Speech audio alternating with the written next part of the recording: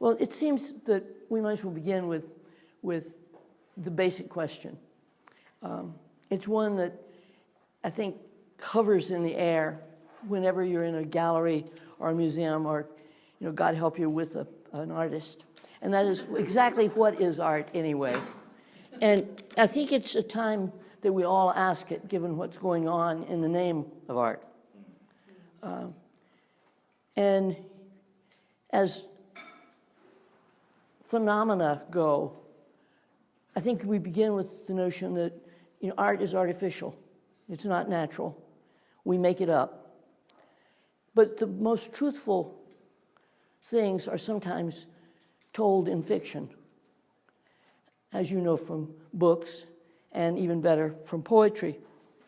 And the same, I think, is true with painting. I don't think of myself as a visual artist. I don't do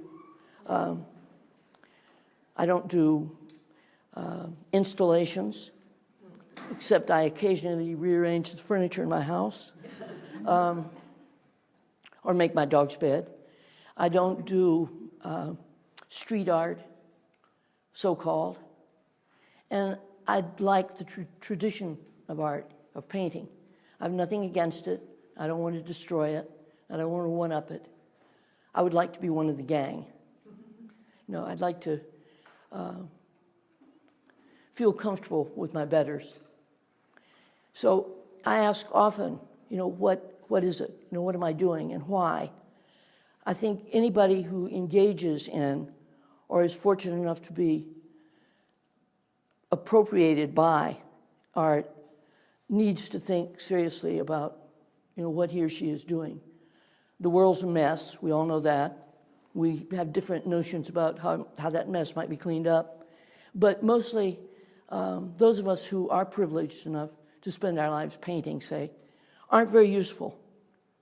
We don't feed anybody. We don't solve problems. We don't cure diseases. We blather a lot, probably.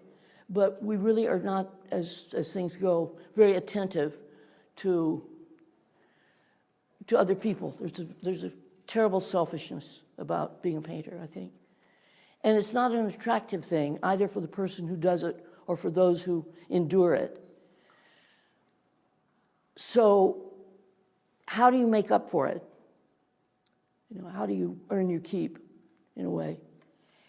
I was pleased when Jerald decided to name the show Celebration, because I think that's what we can do. We can celebrate. I would like to celebrate places and light and the experience of being alive in different places. And I would like to do it, I suppose, in an almost preachy way, because I would like to think that we'd all be kinder to this beautiful planet that we live on, that we would take care of it better, and in the process maybe even take care of each other better.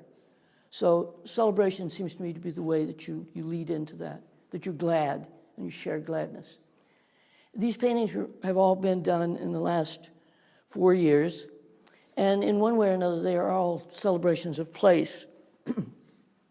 In effect, saying, I'm glad I was there. I feel fortunate. I like this place. I like this moment there. I like the way the light fell on surface, or the way the light felt, or the way the air moved, or the way the sea was translucent. And in that sense, making artificiality out of nature, it's a little bit tricky. And I think one needs to be a little bit careful and apologetic about it. There are any number of vocabularies in a loose sense, of going about it. Some people are very literal, fine. I'm more interested in the reality of nature than in the actuality, not just what you see, but the order that you can find in it. These are all mixed media. And that means that I work initially in acrylics, because you can work fast. I don't really like acrylic much, except on paper. I like it there. Because the color doesn't dry true. And you can yell at it forever, but it's still not going to dry true.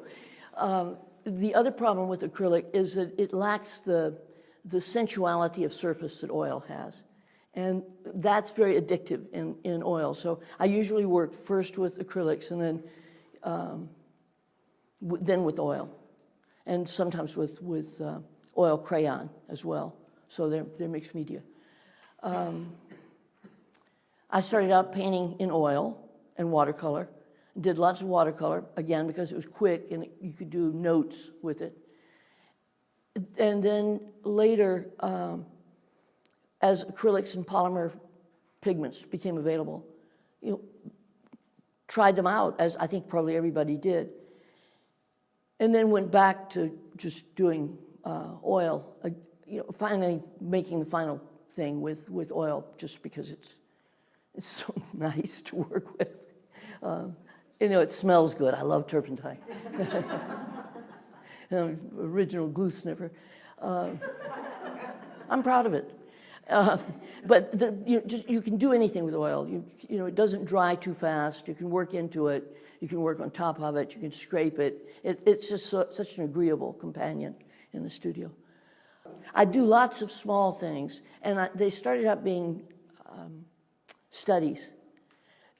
But the ones on the inside wall here became finished because I just spent more time with them. And I'll do lots and lots of little pieces and then put them away. But they're like vocabulary cards. They're like testing out notions or ideas or little snapshots, and they become the basis for it.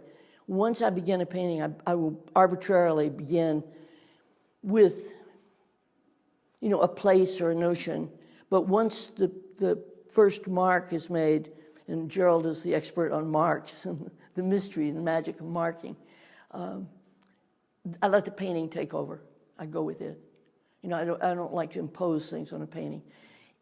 I know there's been a lot of discussion, especially among the abstract expressionists and later artists, about freedom. That's the last thing I want.